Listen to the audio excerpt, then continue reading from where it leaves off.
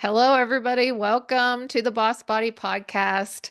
I'm Sarah Haas. I am so glad you're here with me today because my guest is someone that I've been wanting to have on this podcast for a long time. And I'm so excited that she's made the time to be here today. I have Linda Joy with me today, and she's a mindset elevation coach. But not just that, she is my personal mentor. I've been working with her over the past 3 or so years.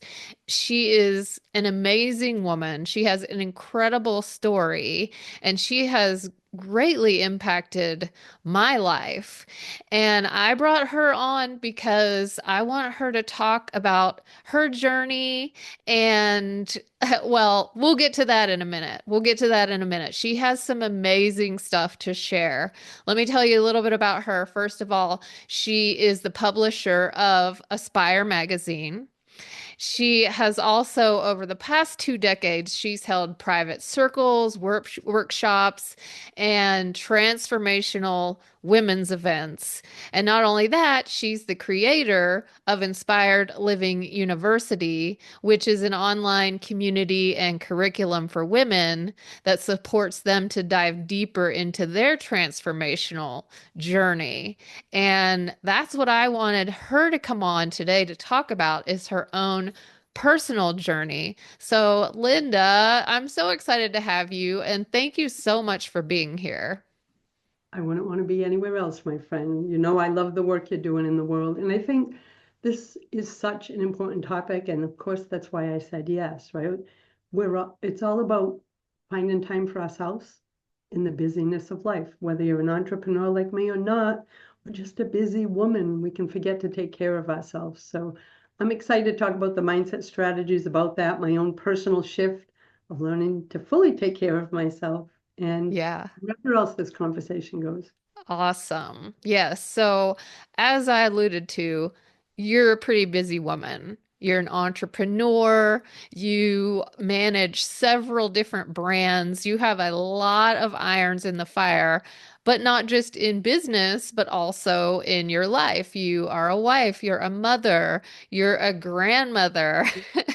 And I know a lot of us can relate to juggling all these things and the stress that comes with it and how it can be overwhelming. But you have just done such a beautiful job of bringing all that together.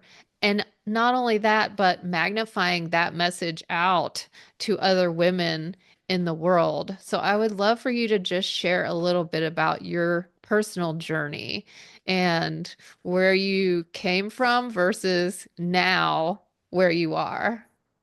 Well, that's a hell of a journey. So I'll just encapsulate it a little. You know, there was a time in my life, I was a welfare mom, high school dropout, runaway, queen of self-sabotage, and I didn't know how to nurture myself in any area of my life.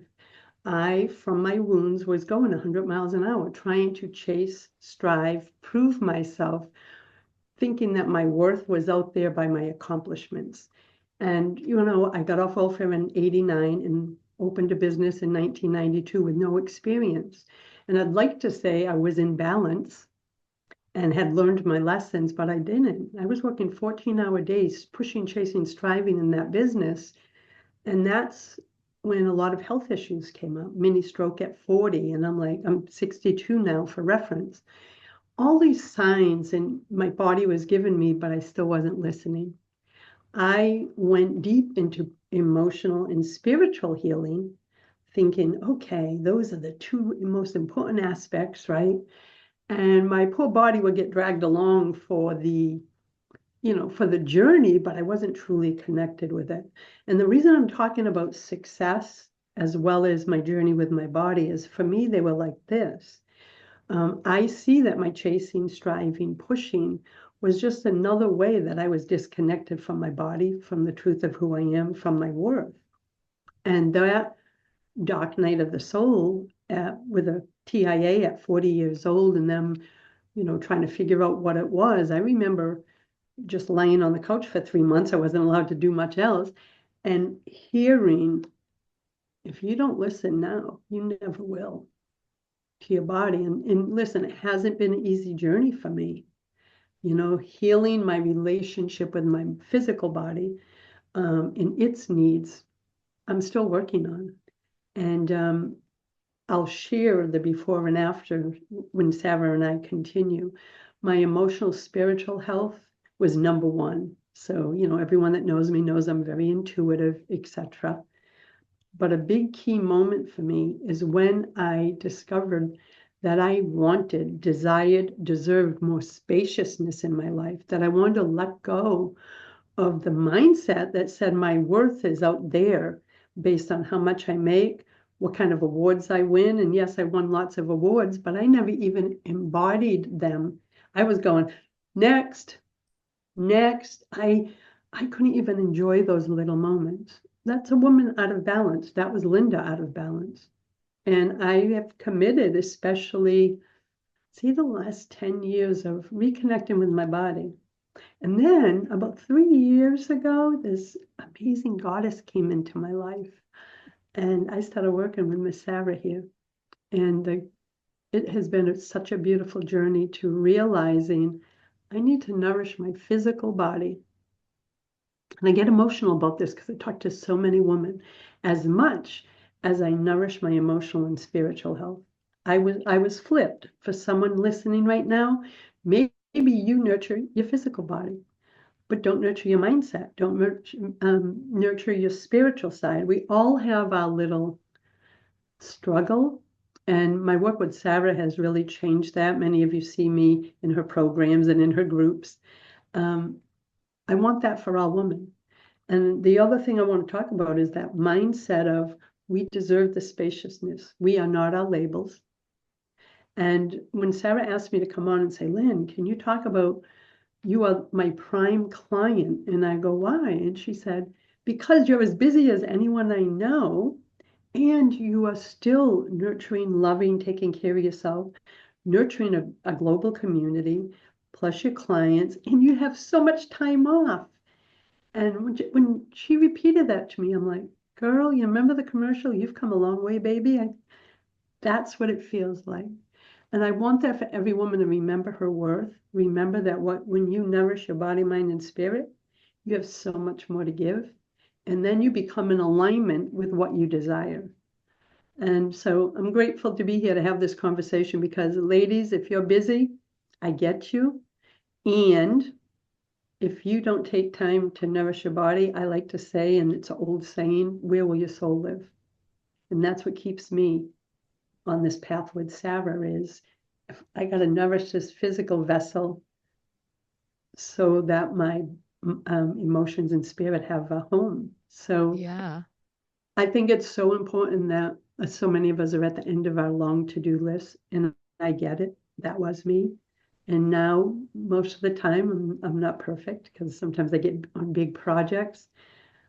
I have to have my time to have that breakfast that I used to skip for decades, to go for the walk, to spend time in my goddessness just being. That has been such a blessing. And I got to say, allows me to serve the way I serve. If I wasn't nourishing me, I wouldn't have any light to share with anyone else. Have you found that too, Sarah? Oh my goodness, yes. Well, you know my story of going through breast cancer and just the incredible gifts that that gave me. And I've talked about this on the podcast quite a bit, realizing that if you don't have your health, you don't have anything else. And I know that so many of us can relate to having wounds from whatever early in life, things we've gone through, traumas we've experienced, whatever. And then life is a process of trying to heal those wounds. And the first thing most of us tend to go to is the outward validation. We don't feel good enough. We feel less than. And so we strive to prove to ourselves and to the world that we're worthy, that we're valuable, that we can be successful. And a lot of us channel that into either our work or being a mom or whatever we take on. We try to make it bigger and better, and it becomes this hamster wheel. And then you reach certain milestones, and like you said, you don't acknowledge it. You're just like, oh, okay, well, big deal. Now I've the bar's higher. I got to get to this, next thing. So we never get there. We're never at peace. We never actually heal what was going on inside us. And I love that you were able to make that mental shift to say, okay, wait a minute. I have to pause and go within. I've got to heal myself inside. And you took on all kinds of spiritual learning and betterment and just learning how to lift yourself up. And then that started projecting the your business to how you teach women to nurture themselves. But like you said, there was still that one piece missing, Yeah. And I the had to face physical. that. I had to face that, you know. Um, my honey, I've been with Dana for 30 years, and he would see my patterns come back. And just so everyone's aware of my patterns, we all have it. Some people overeat, some people undereat. I was an undereater. So it'd be like, I'm too busy. And I would just drink water all day. It was an old pattern that when I was in a creative mode in my business, could easily slip back in. And when I started, right, even before I started working with Sarah, we'd hold these conversations. And I, it was so normal to me not to eat. I'm like, if I ate one meal a day, maybe 600 calories for decades. And then I said, oh, but I feel great. Well, as I got older, my energy started to wane. So Sarah and I were talking one day, and I said, I know I had anorexia in my younger years. I was under 100 pounds for 30 years.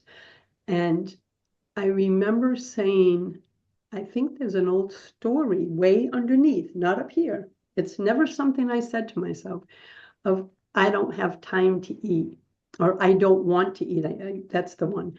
It isn't like I ever said I don't want to eat, but I think way down deep, past, the deep wounds were, I don't have to make time to eat.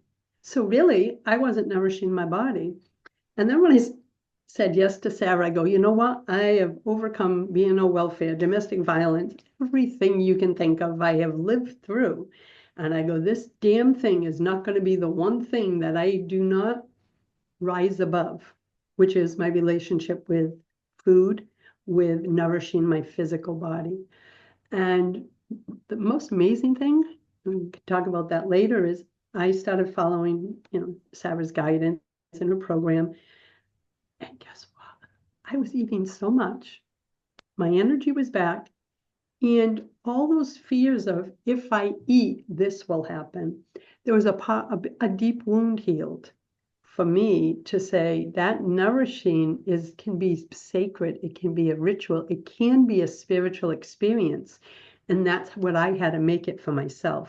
Like making that small breakfast is now a spiritual nurturing experience. And once I got that connection with Sarah's help, it shifted everything. And, I'm pretty vocal about our work together. So I'm sure many of your listeners have seen my posts, etc. But it's been life-changing. Now, I want to say to every woman out there, listen, it's not about perfection. I am not perfect. Do I still have days that I go, "Oh, I skipped breakfast?"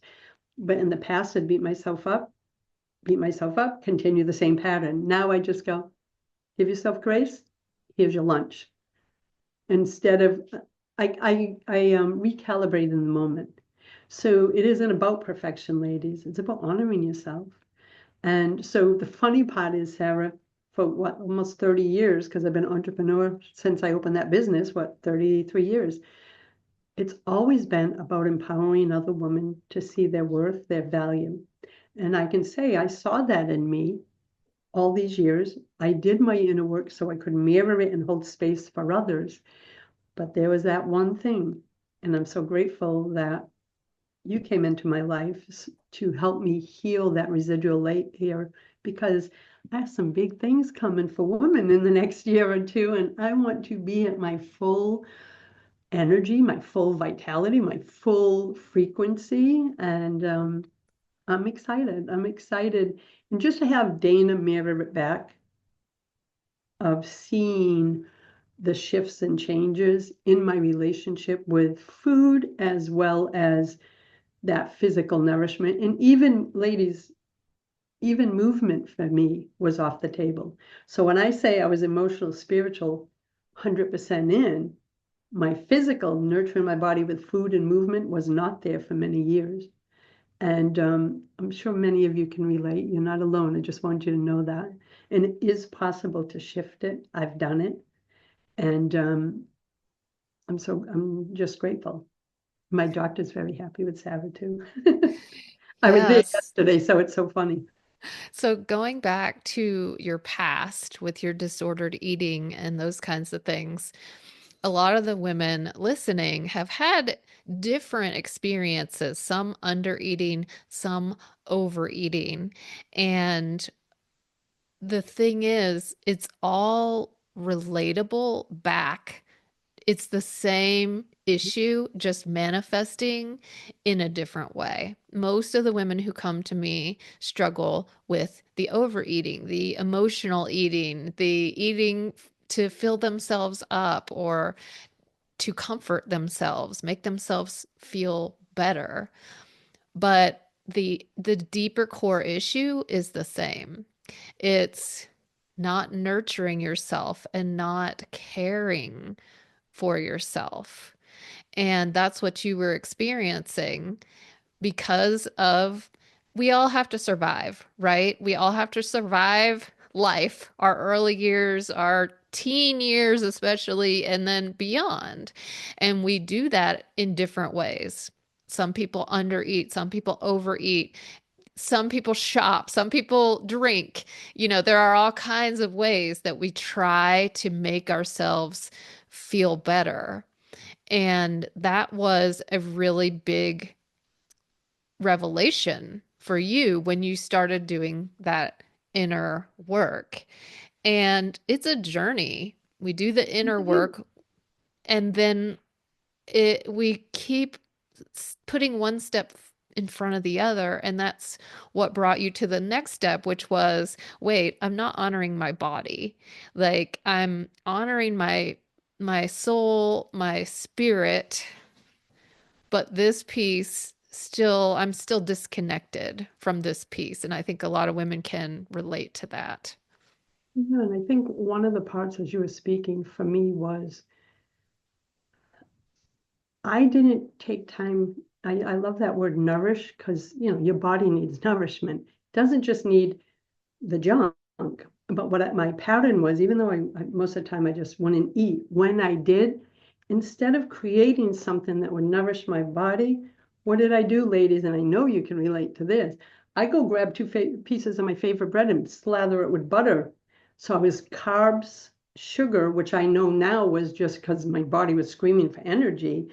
But I didn't, the nourishment part is the sacred experience of creating a meal that nourishes my cells. And that was the struggle to change the pattern of plan my meals so I can be prepared, so I wouldn't be up in the old pattern of I don't have time to make something. I had to break the pattern by preparing things. And it was the first Break Up with Sugar challenge that I went to of yours 2 or 3 years ago, that when you did the reset and all the things, I'm like, oh my goodness, I am a carb sugar freak, because my body was screaming for nutrients and I was giving it these empty calories. which was all just part of my pattern. And ladies, listen, I chose to come on here and really talk about this with a complete vulnerability and open heart because you're not alone. Even though our stories may be different, our food struggles may be different, our relationship with our body may be different. I know many of you can relate, and that was important to me. I'm a mom of a 40-year-old and a 13-year-old granddaughter, and I am so grateful, so grateful that my daughter did not pick up my issues, I guess you can say. And she's such a role model for nutritious food and organic food from the moment our granddaughter was born, who, as I think I said, is 13 now. That was important to me that this didn't get passed down, right? We want the next generation to be loved, nurtured, supported, and that means we got to do our work too. So I'm grateful for Sarah for opening this conversation up because I'm all about reminding women of the truth of who they are, not who they think they are or need to be or should be. You imagine? That's a great point that you make about your daughter, because even if you don't have a daughter, we are role models. People, we look to each other for an example. And in our society, busyness is revered. Outward success is applauded. Winning awards, making money, climbing the ladder, whatever that is. But the focus, thankfully, and what I'm trying to do is shifting to wait. We need to be in balance. We need all of these things. Yes, we want to be successful. Nothing wrong with that. Nothing wrong with wanting to love your work and put your gifts out into the world and be successful at it, but not neglecting other sides of us in order to do that gives other women permission, because we have that guilt. We have that, oh, if I take time for myself, I'm taking it away from my kids, my family, my work. And then that becomes last on the list because we put everybody else first. And then that's how we get into the situations that we're in as far as being disconnected from our bodies and having such an imbalanced way of eating. So I love that you made that point that you were a role model to your daughter, you are now to your granddaughter, and not just that, to all the women who you serve in your business and women that you know, it just in life. Yeah, it's so important to me because even when I got off welfare and started doing motivational speaking back then, I always believed and still do that our journey, when shared with authenticity, vulnerability, and boundaries, um, can really help support another woman to see the truth of who they are. So all of my brands, from the magazine to the books I publish to my radio show, everything I do, the big events I produce, really, if I go down to the core of what my core message is, whether they're entrepreneurs or women on the path of self-discovery, is to remind women to live from the inside out, not the outside in. And that's just bringing it down to like a little nutshell. I'm all about feminine wisdom, personal empowerment, and more, and really giving ourselves grace. I used to beat myself up for years. That's why with my clients, with my communities, I'm like, girl, give yourself grace. I used to be so hard on myself. And the more I loved myself from the inside out and defined my own vision for success in every area of my life completely shifted. If you thought this welfare mom runaway, my family called me the queen of self-sabotage. That was my actual label for 30 years. And I share that now, not because it is my label, because those were just experiences I had. Then they were never the truth of who I am. I didn't know that in my young years. I owned those labels, like I'll never amount to anything, right? Because I wore those labels that others gave me until the day I said, those are experiences, they're not my truth. But if you asked me in 1989, when I was sitting in that class after getting off welfare, if I would own 5 media brands, an event company, be able to serve women around the world, no. But it comes from doing the inner work to nurture every part of myself. And I wanted to hit my 60s. That's when I started working with Sarah. hit 60 and go, oh no, I am not carrying this story, this body disconnection into this most beautiful decade of my life. And that's why I work with Sarah personally over the last couple of years, because it was that one last aspect of myself that that wasn't fully healed. And you know my journey since working with you. My doctor was very happy yesterday at yesterday's appointment. I love that. Yeah, I love that. And when we first started working together, you mentioned that you had the disordered eating for 30 plus years and you were underweight. And then midlife happened. You had some other health challenges besides the stroke, Yep. and you started noticing, okay, weight is now creeping, and you didn't have that same mindset of I have to No. starve myself. You had thankfully gotten past that and released that, but you still weren't there as far as what I need to nourish myself. And so you were I was experiencing, existing. My body was yeah. existing. I didn't have I mean, I loved myself. I love myself. And I think I loved my body, but if I truly did, like if you asked me back then, I'd say, of course I love my body. She's a babe. All my scars are goddess wounds. But the truth is, in our work together, I realized you can't say you love something if you're not nourishing it. It's just like a relationship, right?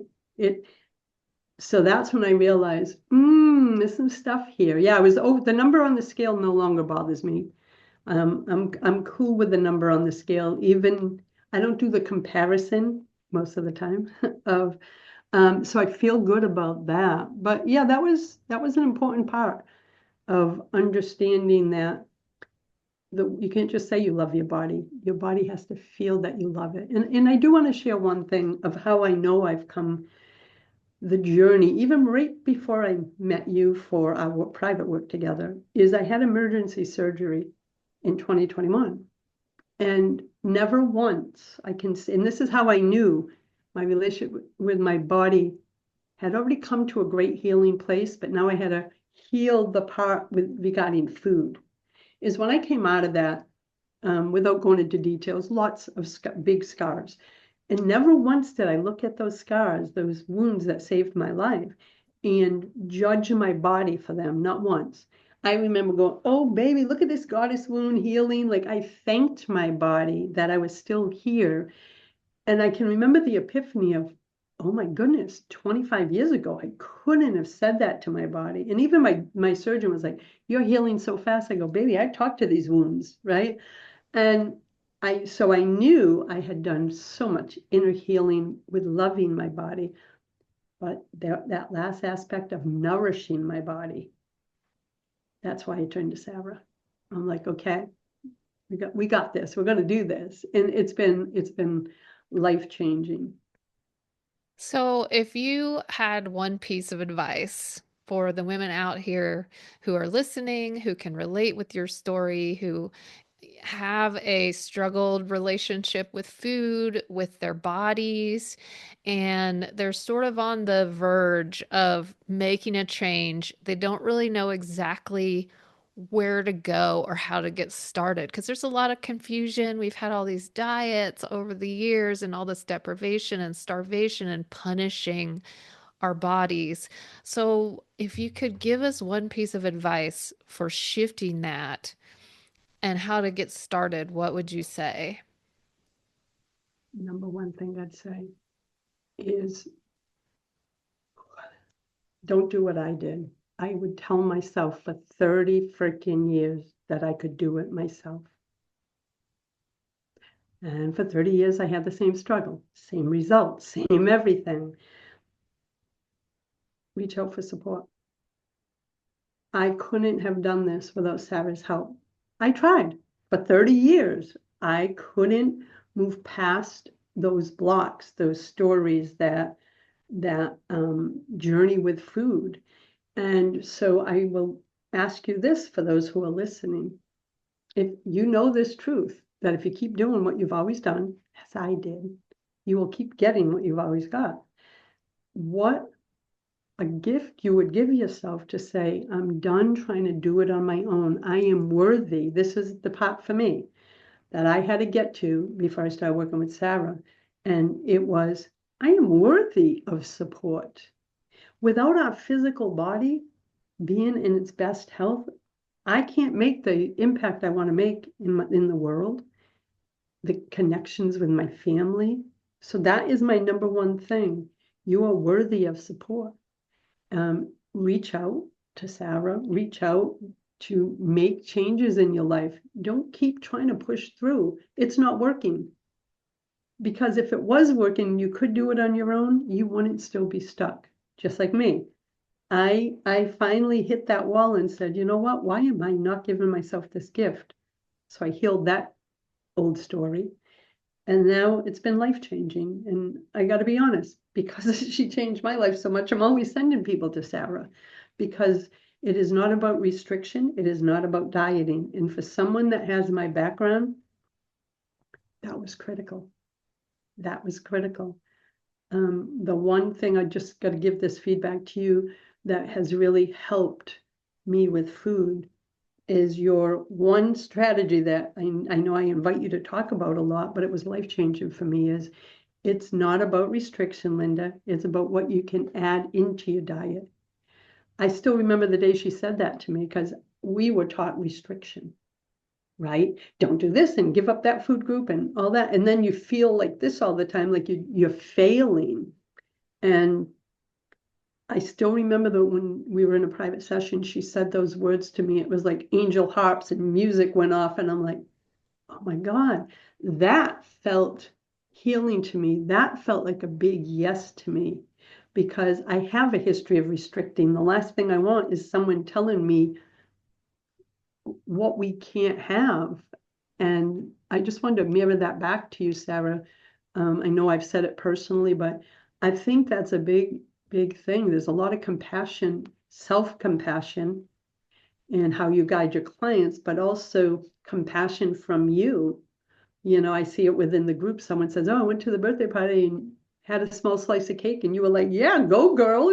There's nothing on the table. And I think that woman was even shocked, like, oh my God, this isn't what I normally receive.